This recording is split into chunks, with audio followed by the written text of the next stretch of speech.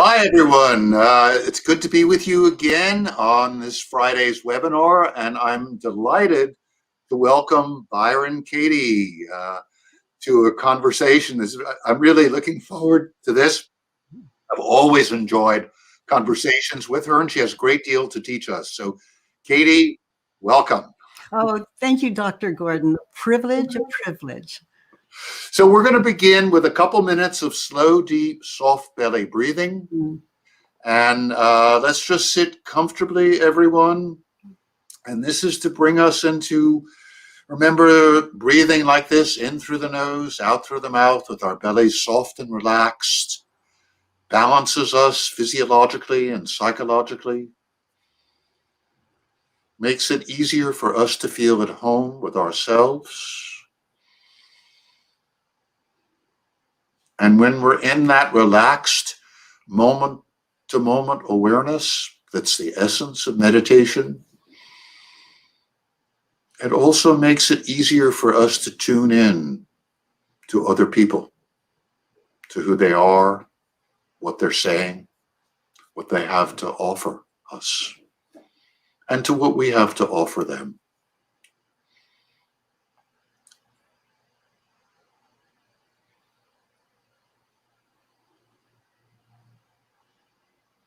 So breathing slowly and deeply, focusing on the breath coming in through the nose and out through the mouth. It's easier if your eyes are closed. Focusing on the feeling of our bellies relaxing with each exhalation.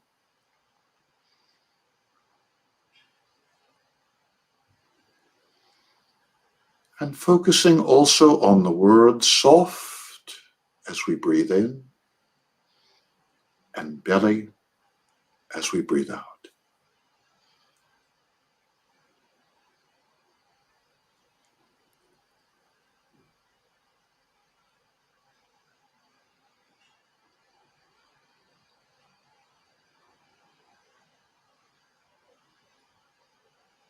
Feeling relaxation with each exhalation.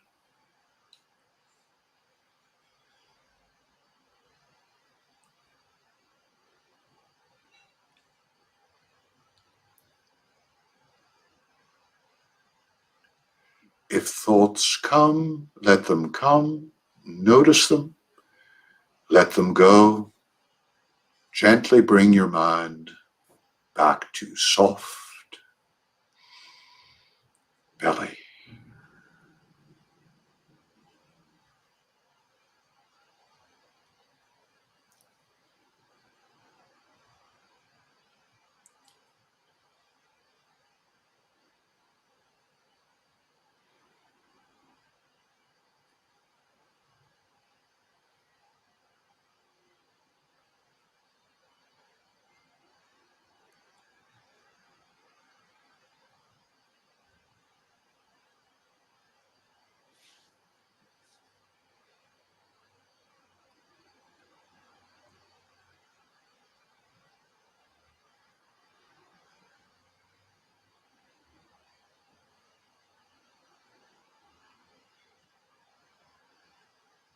Couple more slow, deep breaths in through the nose and out through the mouth.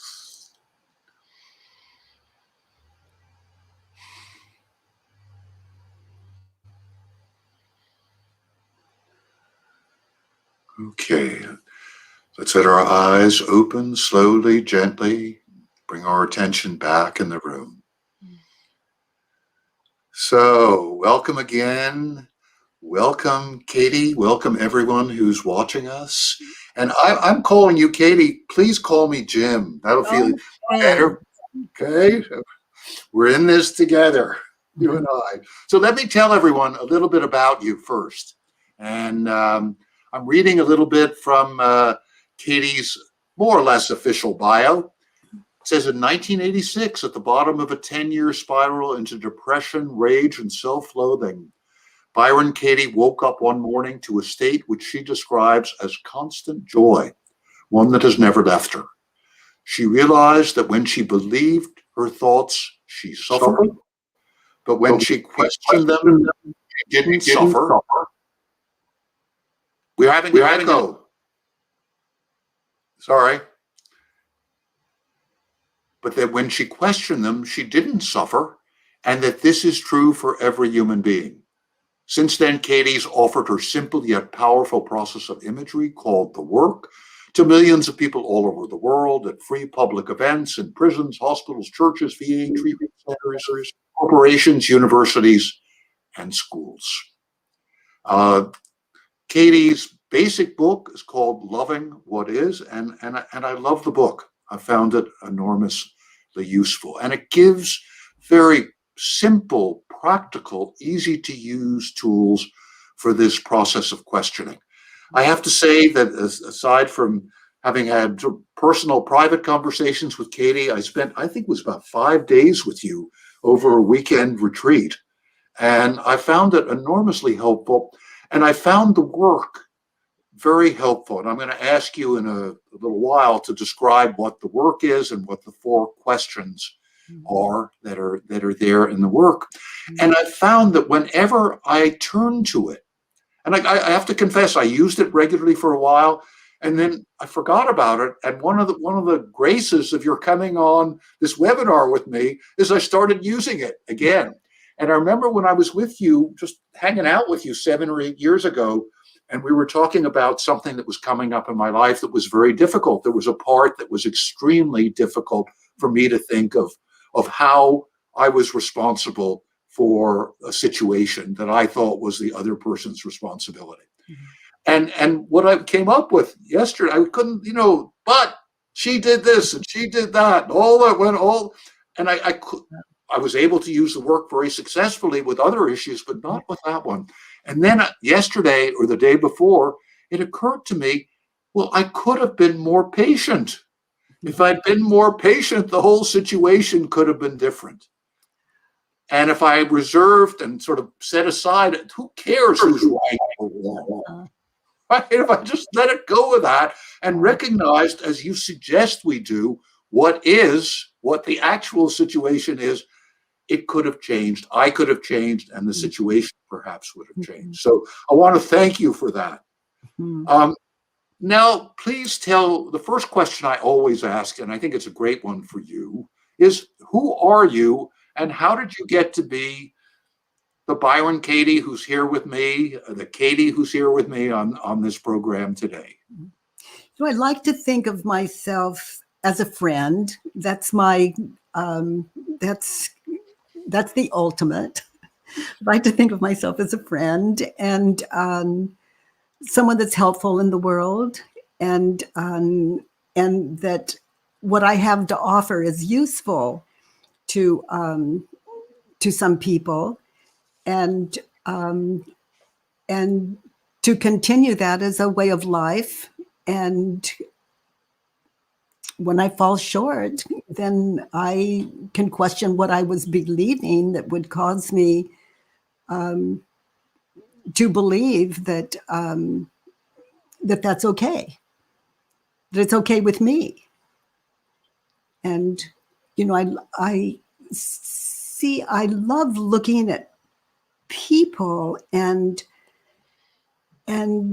imagining, not on purpose, but imagining that one is helping the other at all times. And in my world, we are.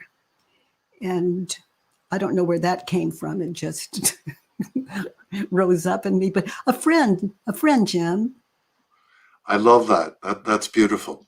Well, the people have a hard time understanding how a woman who was just going through hell, going through the tortures of hell for a period of time, how all of a sudden there could be this profound change to somebody who describes herself as experiencing constant joy. What happened? What was that all about?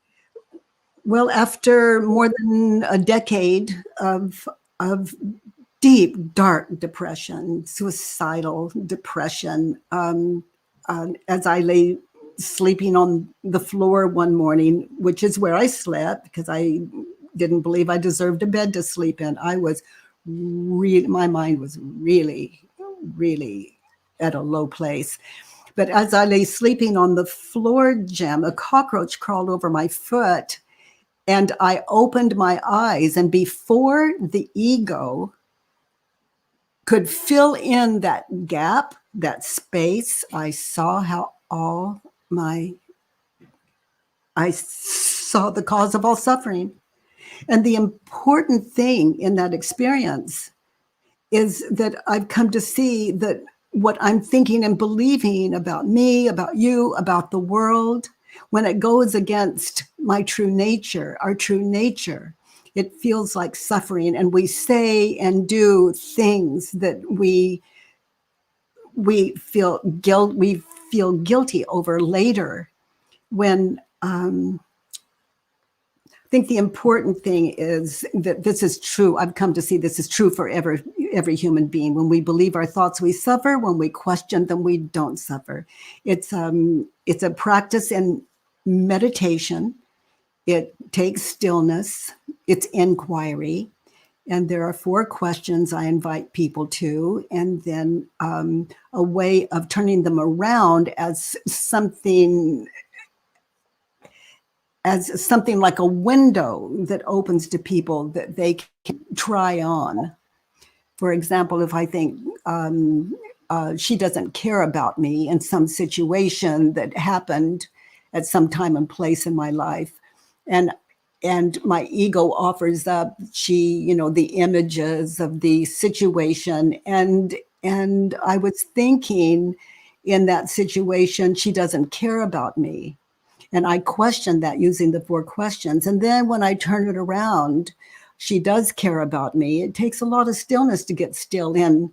She does care about me. And it doesn't mean she does. It doesn't mean I'm right. It doesn't mean I'm just going to try those on. She doesn't care about me. Turned around, she does care about me.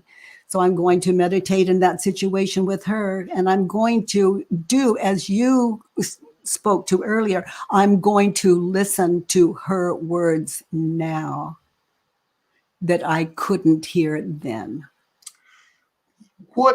Talk a little bit more about the cause of suffering, because I think this is something that people need to really understand, and you have some real insight into what it is, or at least one aspect of what it is. Well, let's say it's my mother said or did something years ago, and I had the thought she doesn't care about me, and I'm questioning that. And so I just meditate, and she doesn't care about me. Is it true? Now, let's say it's been a lot of years, but it continues to arise in me through images and believing what I'm thinking onto those images, just as I did at the time. So I was thinking in that situation with her all those years ago, she doesn't care about me. And now it's bothering me. Now it upsets me, let's say. Or I'm feeling a resentment. Or I notice I'm going for the ice cream in the freezer. I said that I wasn't going to eat today. Guilt really is the cause of all addiction. It's the breeding ground for it. But because I'm experiencing the stress, I look at the images of the past. And let's say she doesn't love me. She said what she said, she did what she did, and I'm questioning she doesn't love me. So she doesn't love me. First question, is it true she doesn't love me? Now I'm going to anchor in that situation. That's what I'm meditating out of, because it's what I'm thinking and believing in any given situation that is the cause of my suffering. My mother cannot cause my suffering. I have to be responsible if I'm going to find peace and look to myself. So she doesn't love me. Is it true? So I am asking that question as though I were in that situation now.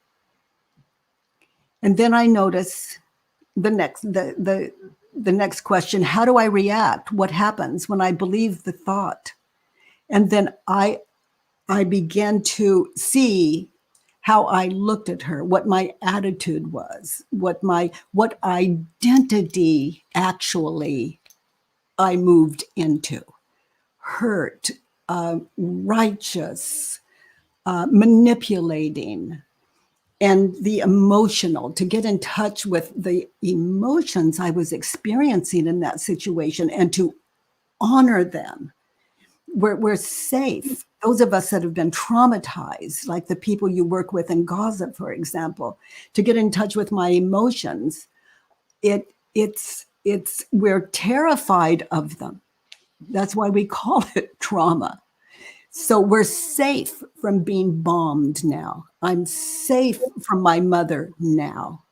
So I can afford to get in touch with those emotions. I'm in that safe place from here. And So, also, one of the things I noticed when with that third part, first part is it true? And then the second, is it absolutely true? And then once you, can I really know? can I really know? Yeah, And yeah. then what is it? How do I feel when I believe that, right? How do I react? And I start with my emotions. How do I react when I believe the thought? Now I'm going to witness standing there with my mother when she said what she said and did what she did. I'm going to relive it. And that's where I get in touch with the emotions and what I said and did. And what I noticed doing this myself and with people, it's physical sensations as well. It's Oh, the oh, emotion. oh my goodness, yes. And again, that's why trauma is trauma. We get the whole load. Imagination is everything. So you create, how do I feel when, I'm sorry, what is it like? What's How my do I response? how do I react? What happens when I believe? And where do we go from there? People have this full experience of their reaction. What's next? Okay, so I see my part in that. It doesn't matter what she said and did. I see my part, which is the cause of my suffering. I cannot say or do anything that would harm another human being from my experience of what is right and wrong. I cannot say or do anything would harm another human being without feeling guilt. It's just locked in. That's all. It's like a guiding light. Guilt is not a terrible thing. It shows me it's time to identify what I was questioning and believing in that situation where I was wronged, and to question what I was thinking and believing. My wrong. They could hurt me 1,000-fold. If I say or do one little thing that is not okay with me, that is the cause of my suffering. And it doesn't mean I won't continue to say hurtful things. We all are doing our best. But as I wake up to myself, like how do I react when I believe the thought? Um, Life shifts, mind shifts, life shifts. And the choices we make in life are kinder for ourselves and for the people in our lives and the world. And then what happens? Once you've Mhm. begun to understand and re-experience what the consequences are Mhm. of thinking in this way. So, my mother doesn't care about me, and I don't care about my mother. Okay, so I turn that around. Now I'm going to test it. I'm not going to trade one belief for another. I don't care about my mother. Okay, so meditating in that situation, where is it that I was uncaring in word or deed? And I can see my attitude toward her. I can see that I was thinking over her. I wasn't listening. I can hear through my voice how arrogant I was and how hurt. I wanted her to feel sorry for me, see that I'm innocent, that persona that the believer has to take on. And oh boy, what a persona. And so now when I see that clearly, it's for me at some point when I'm ready. And it could be just maybe my mother calls me, maybe I call her, maybe we're having lunch. It doesn't matter. At some point when I'm ready, it's like, Mom, do you remember the situation in the living room with me? And we were arguing. I'm sorry for the things I said. I I was brash. Um, I was, whatever it is, Jim, I admit it. I apologize. I make it right. And if I've been thorough in my work and the reparation, then the next time I think of that situation, if I ever do again at all, I'm good with it. And not just good with it, I'm at peace with it. I've made peace with myself.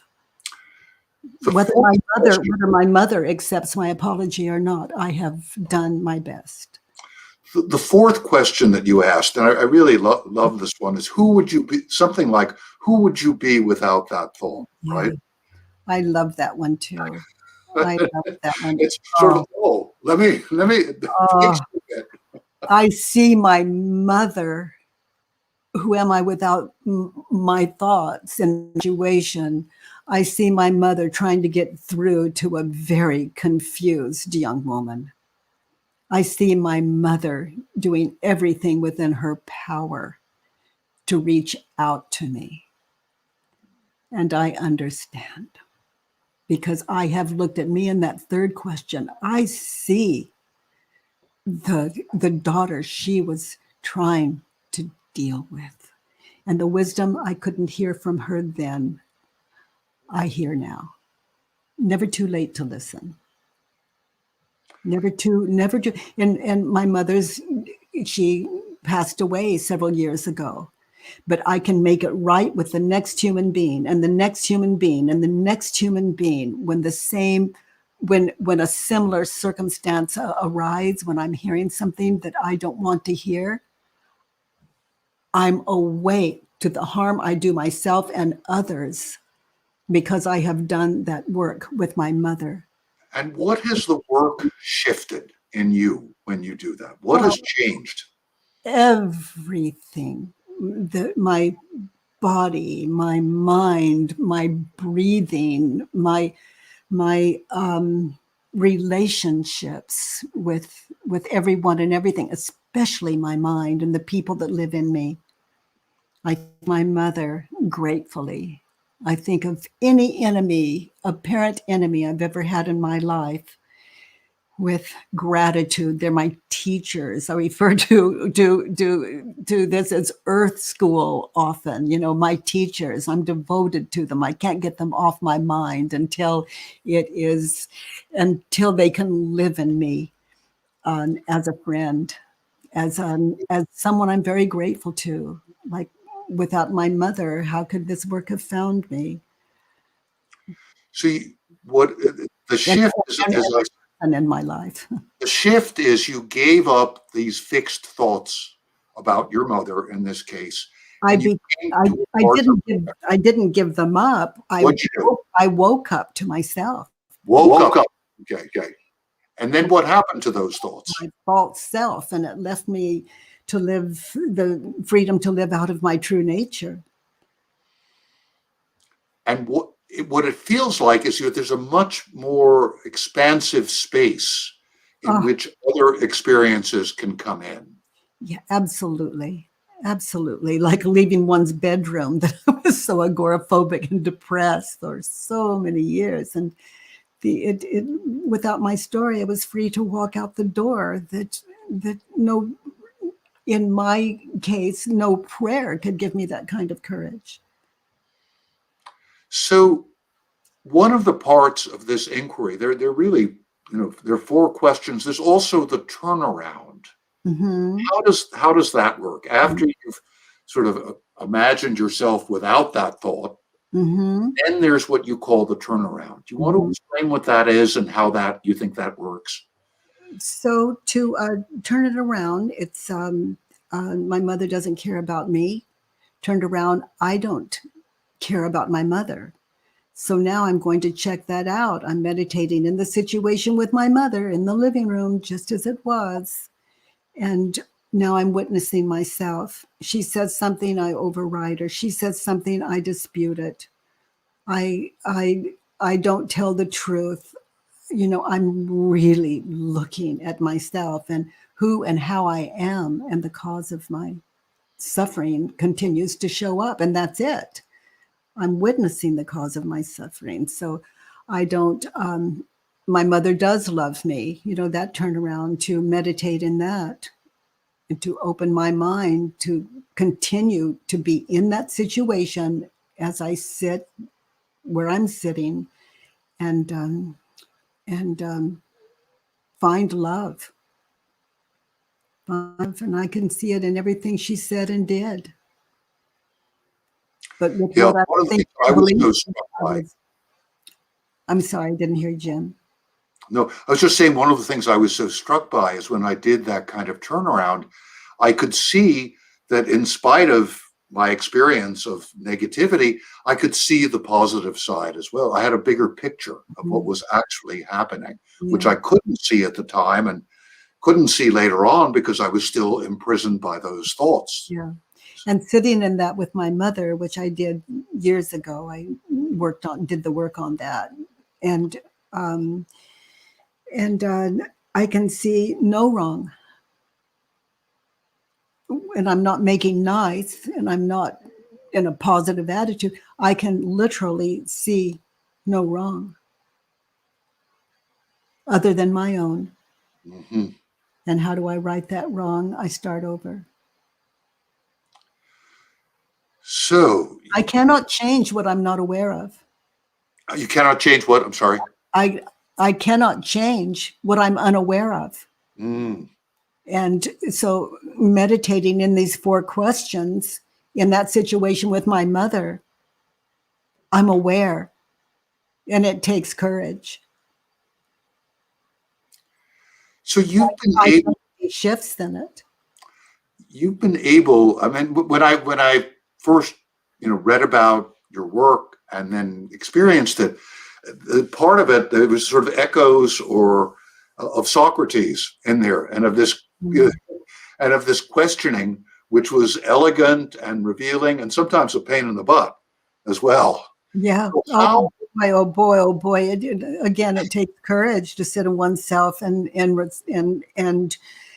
to take on these questions. That's why I call it the work. It's work. Oh boy.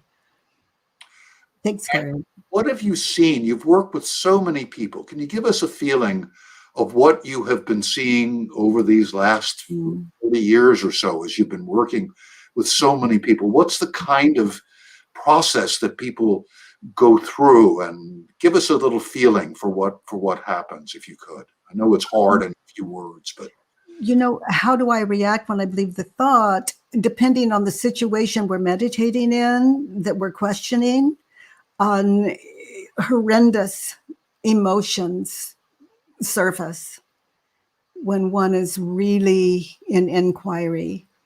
And I've come to see, Jim, that people, you look at one person, you say, oh, they have a right to suffer. Look at their life. And you look at another person and you say, they have no right to suffer. Look, they're privileged. They have all the money they need. They're healthy. And we have no idea. We have no idea. Suffering is suffering. It's beyond I have just stopped judging.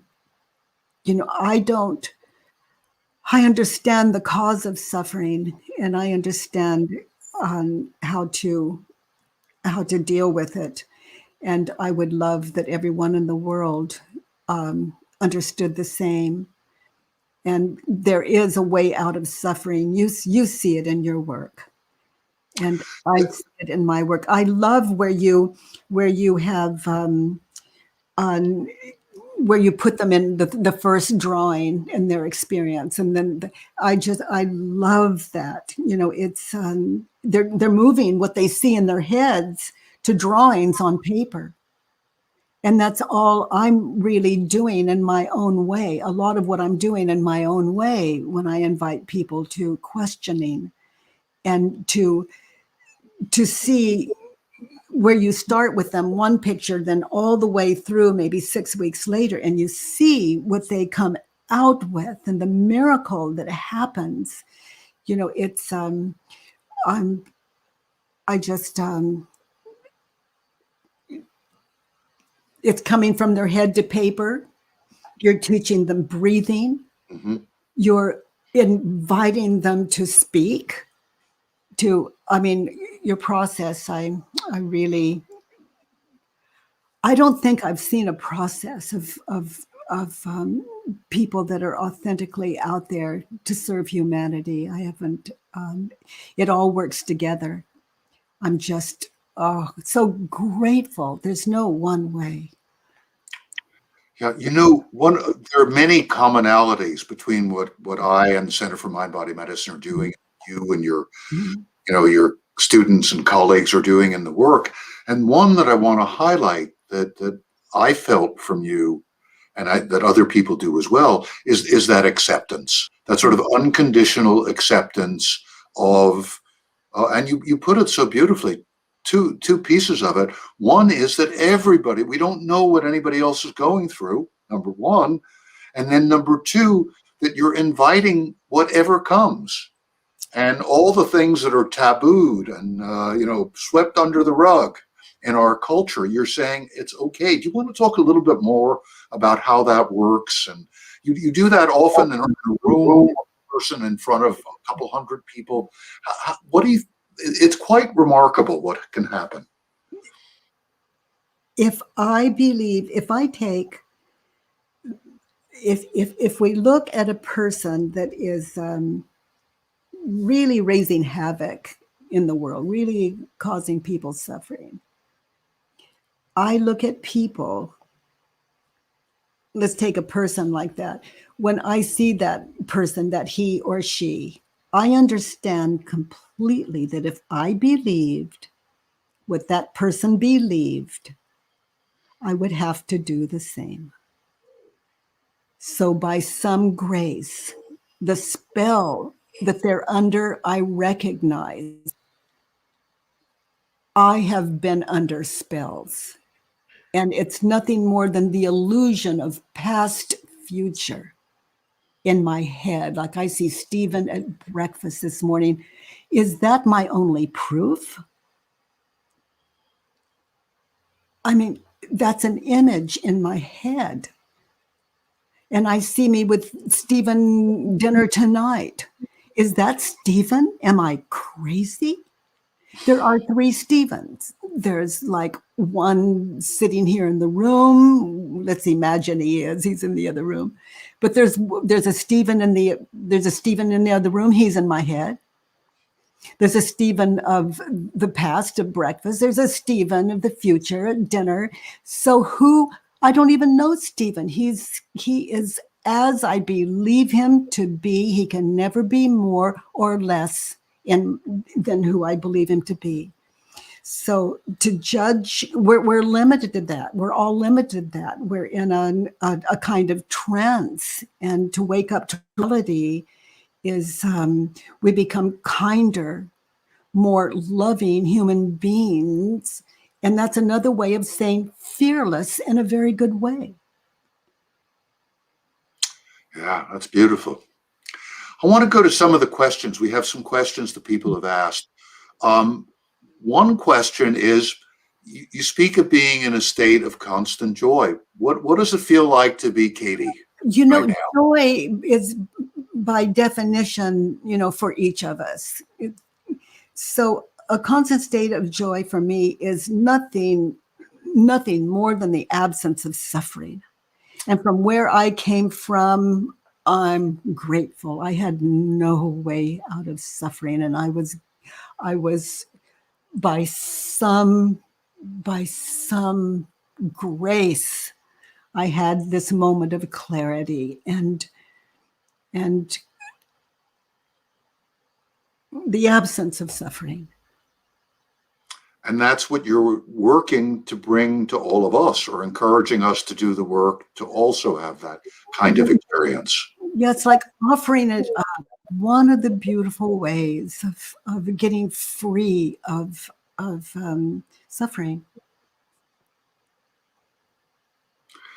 And your perspective is similar to other spiritual perspectives. Are there influences? Have there been influences on you? How do you? I Yeah, love what you said about yourself as a friend. yeah. I It's would a say really that lovely way to describe my, what you do. my greatest teacher has been pain, suffering, because I see it as an illusion. That's what I was shown on the floor. It's an illusion. And it's not enough. We can't say, oh, it's an illusion, Stephen, in the breath. It's not like that. It just really is an illusion. Like if you just heard me say it's an illusion, then the Byron Katie you're witnessing is a Byron Katie that doesn't exist now. And that kind of awareness it's you're imagining me in a past that is not me. It's an illusion. So to be awake to this dream is very, very safe. It's like in Earth School, using that again, in Earth School, we're here to wake up to our true natures, which is the end of fear, and to understand what I have come to understand. I can speak for myself as it's a friendly universe, and nothing I say, do, or think costs me that awareness. So this is, in your words, in your experience of a 20th and now 20th century, 21st century American woman, this is very similar to what the spiritual teachers, what Buddha talked about. The whole nature of Buddhism, the whole nature of his experience was this kind of waking up to suffering and to possibility for ending suffering through Yeah. meditation. The cause of suffering and how to end it. Yeah, that's what these questions bring people, which is beautiful for me because the answers within them that meet the questions, that is the teacher. So for me, I just throw out, this is what worked for me, and I invite you to it. And it's always free on thework.com. You know, when I'm with you and when you're talking about, the work and what you're doing, I feel like you're having a good time, even though everyone's going through difficult situations. So When, I'm enjoying being with you, and I'm enjoying your presence. And your presence helps to bring, I think, a certain clarity to people, and also by being a friend, uh, I think you encourage people to be willing to take the chance to look at what is. Do you want to say anything about that, or have I said too much already? well, I think it's that um, I hold nothing between us. I don't have a, a f- I just really like being with you a lot, Jim. I love what you do. I respect you, and I'm so grateful. And it's so, and I find, oh, Jim, I find every human being to be the same. No one would harm another human being if they were not fearful. Thank you. So there's nothing not to love. If someone says or does something the world sees as wrong, I understand. If I believed what they would believed, I would have to do the same. Mm. My children, to my partner, to the people, my mother, to the people. What I was thinking and believing was the cause of my suffering, not the people around me. There's no one that isn't beautiful. There's nothing that isn't beautiful. It's a state of mind. And if I see anything less than beautiful, then I do I write my thoughts down on paper. so that they can't move. They don't swim around. The ego can't control them. I write my thoughts from my head on paper, and then I sit quietly in this inquiry, 4 questions, and turn it around. Beautiful. Thank you. I want to go back to a couple of the other. I'm enjoying just sitting here being with you, but I'm going to go to some of the questions too. Okay. I'm 20 years. This one just came in. I'm 20 years old, and at the moment, I'm struggling to find a job, not because of lack of opportunities, but because of the feeling that no job will ever feel good enough to me, nor will it be the right thing for me to be doing with my life. This makes me feel stuck in a world of daydreaming about possibilities, but never taking action in any direction. Do you have any suggestions how to get around this? Well, I would question all of that. I'd break it down and question it, because there's a lot to question there. But so each one of these statements that this person made. Yes, I would question to see if they're valid, and not if the world sees them as valid, but if you yourself, if they're valid or not. It's like, this is where your life begins and ends. And so it takes a very open mind to question those statements. But, if I'm going to do something before the work, it was like the dishes, for example. Well, it's not fair. I did them last night. It's, it's not my turn. And, oh, look, they left it for me again. And all of that, those things go on in our heads. But if we break them down, question them, and turn them around, we do the dishes happily or not. But until I can do them happily as a service, first it serves me. I don't want the dishes dirty in the sink.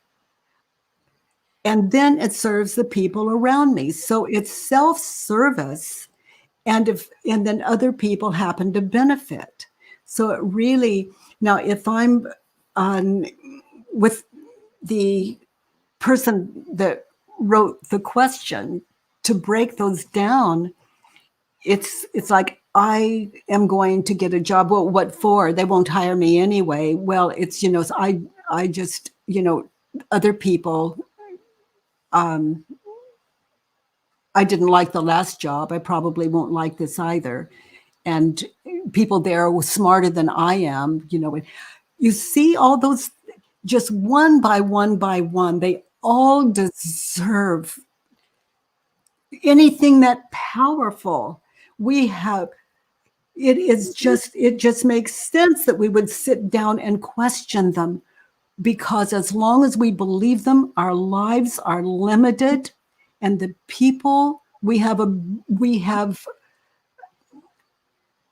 the people we can serve.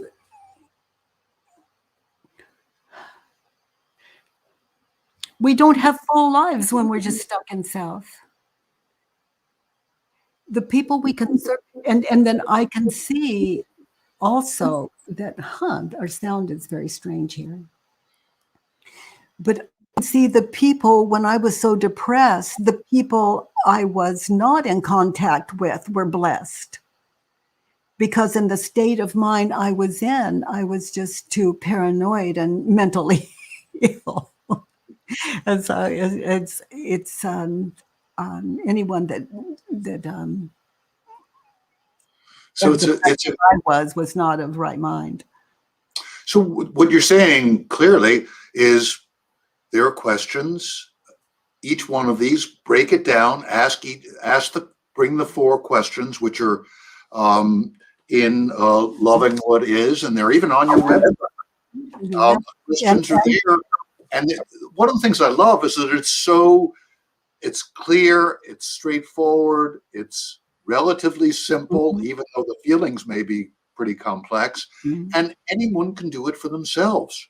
Yes. I mean, it's wonderful to do it with you, but you've provided this framework that people can do on their own. Yes, it just takes an open mind and a lot of courage to sit in oneself, because, we think that we're so right in what we're believing in an argument, for example, and to question what we were believing is, oh my goodness, it's it shifts our reality in a very beautiful way. Humble for one, compassionate for another. When I see how I react when I believe that thought, and who I'd be without it, the compassion just rises and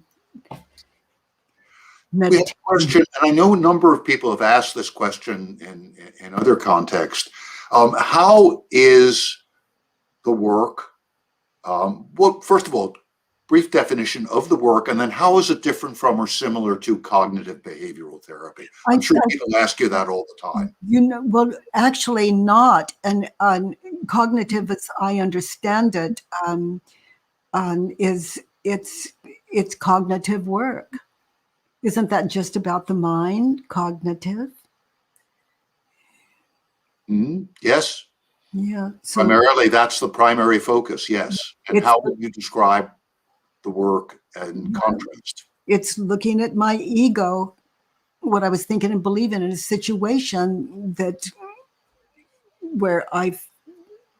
in a situation that caused me stress, anxiety, or anger, whatever the emotion, just to identify what I was thinking and believing, move it from my head to paper in short, simple sentences, like he doesn't care about me, he was rude, he this, he that, and just to question what I was thinking and believing, and the answers that meet those questions, they're not very valuable if we don't get really still in them and let the author meet the question. It's very personal, private work. And it is shocking when we sit in that, how the ego wants to take it over. And I just kind of thank it for sharing and then get silent and answer the question, is it true? For example, he doesn't care about me. Also, I would say that your work takes people into very deep emotional places pretty quickly, and that you will, and not only allow, but you invite that with people. And I think cognitive therapy doesn't get to that. In my experience, doesn't get to that place that you're able to, that people able to invite people to enter pretty easily. How do I react when I believe the thought? And to focus on that in the situation you're looking at. How do I react? How did I react when I believe the thought? That's a big invitation. That's to oneself, to look at oneself without, it's like we take our eyes off of the perpetrator, the one we see to be the perpetrator, and we look to ourselves. Another question. The work seems to be a largely individual-centered practice, but how can it be extended to affect communities? Have you seen this happen? Well, I do from Monday, Tuesday, Wednesday, and sometimes Thursdays. I do, but always Monday, Tuesday, Wednesdays, I do a 1 hour event. It starts at 9 a.m. Pacific. And the community from all over the world, people just hop in. And if they can contribute, great. If not, during COVID, a lot of people need financial support too, to get in, to get through to get help. But anyway, this one, and people show up, Jim, and I just do the work with them. It's just shifting people's lives, and they're just showing up, and we're all witnessing these courageous people that that respond out of those 4 questions, and the courage we see is stunning. And what happens to this, where people are doing the work in groups or in a community? Does this change the way, have you seen it change the way they are with each other as well as how they are with themselves? And what does it look like? I think this is an important point. People in customer care, that come to our customer care and chat are saying it's changing their lives. In ways that they didn't think possible. And it's just sitting in the presence of truth. We're all just witnessing the person that's answering the questions. In other words, the person I'm working with online.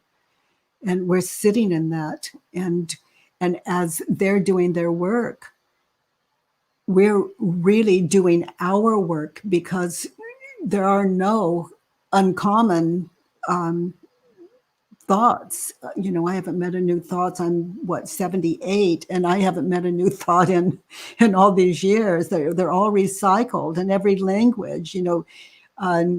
She doesn't care about me. He hurt my feelings.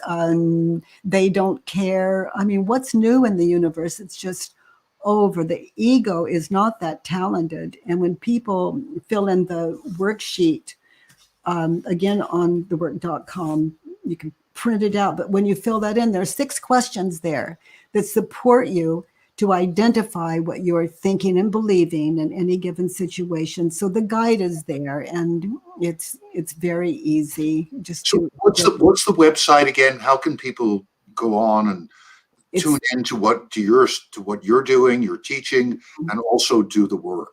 What is it? It's thework.com. And or byronkatie.com goes to the same place, and it's all there. One of the things that I observed with a group of, 150, 200, 250 people, is that we began to as we were doing the work and sharing what was happening with us, we became a bit kinder to each other. We appreciated each other. Yeah. And we moved through some of our preconceptions about each other, and we were all very different in different ways. And I could feel at least not with everybody in the group, but many of us and many groups of people coming closer together and getting interested in each other in surprising ways. Yeah. Because our thoughts are on paper, we're reading our thoughts to each other, and well, you would fill in a worksheet, I'd fill in a worksheet, and then you would question me, and that would enlighten us both. And then I would facilitate you. I'd ask you the question what you've written on your worksheet, and you would enlighten me, both of us. It's sitting in the presence of truth. The power of sitting in the presence of truth. I want to say authentic truth, but it's redundant.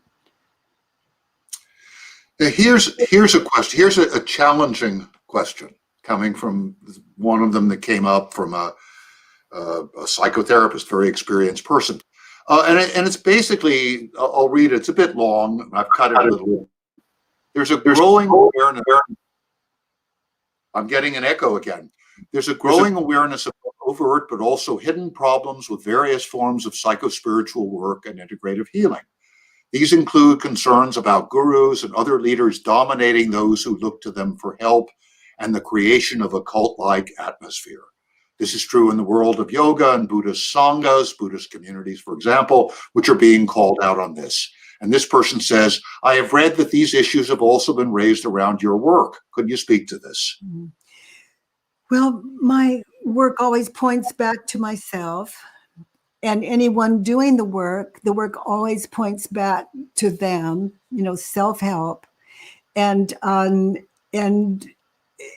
you were, I'm paraphrasing, but you were talking about how, in my own words, how connected we get as we're sharing these worksheets with each other and working with each other. And when we meet each other, we feel at home. And so I work with enough people that people feel at home with me, or often feel at home with me, and give me credit where the answers to the questions are where the credit belongs. So it's easy that someone would see that coming from me, but I have no power zero power. And I keep pointing people back to themselves, because I cannot give a person what they long for. It's within them when they answer the questions. But I can understand how people would come to love and appreciate and admire the teacher. And I am the guiltiest in that, if it's a guilt thing, because I have not met a human being in all these years that is not my teacher. And that's what I love about the work. People that come to me as a teacher, hopefully they drop that within the first few minutes, and question what they're thinking and believing, and come to see the teacher inside of them is just waiting for the questions. Beautiful. So if somebody starts thinking that you're the guru, they might want to question that as well. Apply the 4 questions. Oh my goodness, yes. Yeah. Friend is I love the word friend, because I don't know anyone or anything that isn't. Like, I look at the chair across the room, and it just, oh my goodness, it could just sit there and never say, you never use me. Why? You don't like me anymore, or I'm useless. It's none of that. It just sits and waits. And when I sit down on it, it doesn't say, you're too heavy, you're disrespectful, none of that. There's nothing that isn't our teacher to be respected in this world. Beautiful. Thank you. Another, there's something on my screen. Yeah. Here's a question. This will be our last question. This is a appropriate one to end with. This has been such a difficult year, filled with fear, anxiety, and grief. Part of me is afraid to think about all that makes me upset, sad, or frustrated. In fact, I would rather not think about it. Yeah. Why is the work, I would add, particularly now during this challenging time, more useful than engaging in distractions? Why do we need the work particularly now? Yeah, distractions aren't a terrible thing. Everything necessary as it's offered up. But I think this is a wonderful time, just carved out as a gift for all of us to get in touch with our true natures, with the cause of suffering and how to end it. It's like the world has allowed so many of us in so many ways just to stop and get this job done, to end suffering in this beautiful world. And Jim, no two of us have the same world. The world is as you think it and believe it to be. The world is as I think it and believe it to be. And for your viewers and listeners, the world is to each of us what we think and believe it to be. And so I'm responsible for my world. And that leaves other people responsible for their world. And I don't try to change their world. I need to look to myself. So that's my job. And I'm very grateful to have a job that that I and everyone is capable of. This self-help, it takes it to a whole different level. Self-help. Well, I'm very grateful to you for being here, and I'm also grateful for the space that you create and the kindness that you bring to everyone and everything, and the opportunity that allows and that encourages for people to have this process of inquiry. And to me, it feels so important. And there is this kinship between your work and my work and our work, about giving people the opportunity to see what is true, really, beyond all of our beliefs and our fears and all of our suffering. So it's such a treat to be with you And it reminds me that I'm looking forward to next time, looking forward to visiting with you. And Oh, well, the sooner the better. Thank you, my friend. thank you. So we'll conclude now with just breathing together. And maybe sometime in the future we can come back here together in this format or some other. I'd love to continue the conversation and to make our conversations as widely available as possible. And I'm just so grateful to you for the work and just for you for being Katie. And you, Jim. Thank you. Thank you for having me. So let's sit just for a moment and breathe together. Little slow, deep, soft belly breathing, relaxing into this moment, into what is in this moment.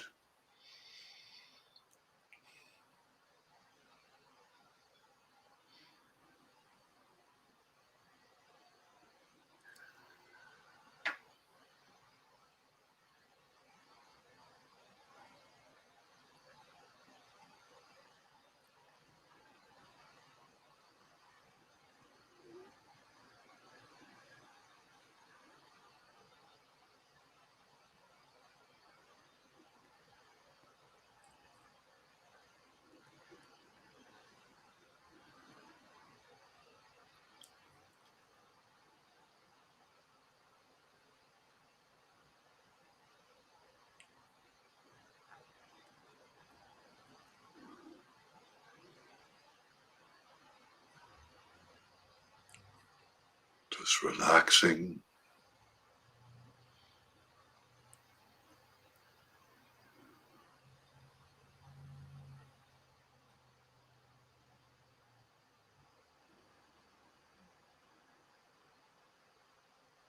Opening our eyes now, coming back into the room. So thank you, Katie, again. Thank you, everyone, for being with us.